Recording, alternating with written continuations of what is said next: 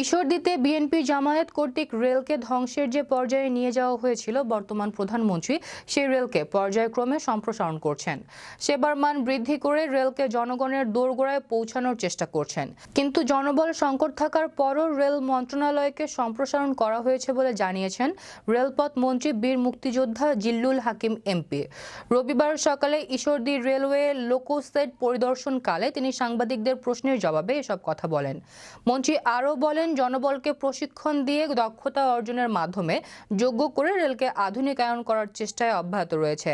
Smart বাংলাদেশের part হিসেবে তাল মিলিয়ে রেলকে উন্নয়নের চেষ্টা করা হচ্ছে। এ সময় রেলপথ মন্ত্রণালয়ের সচিব ডক্টর মোহাম্মদ হুমায়ুন কবির, রেলের মহাপরিচালক কামরুল আহসান, এডিজি আরএস পার্থ সরকার, ঈশ্বরদীর ইউএনও সুবীর কুমার দাস সহ পশ্চিমাঞ্চল রেলের ঊর্ধ্বতন কর্মকর্তাবৃন্দ ও রেলওয়ে পাকশি বিভাগের সকল বিভাগীয় প্রধানগণ উপস্থিত ছিলেন।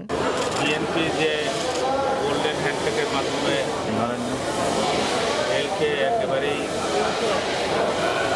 স্থবির করে দিয়েছিল, সেখান থেকে টেনে তুলেছেন এবং রেল লাইনকে রেল মন্ত্রণালয়কে পুনরুজ্জীবিত করেছেন। এখন আমাদের শ্রমিক সংকট আছে, কারণ আমাদের দক্ষ জনশক্তি নেই। এখন আমরা চেষ্টা করছি দ্রুত লোক নিয়োগ করে ট্রেনিংয়ের মাধ্যমে রেলকে এটা আধুনিকায়ন করার এবং রেল পথ মন্ত্রণালয়কে একটা পূর্ণাঙ্গভাবে চালু করার জন্য আমরা চেষ্টা করছি।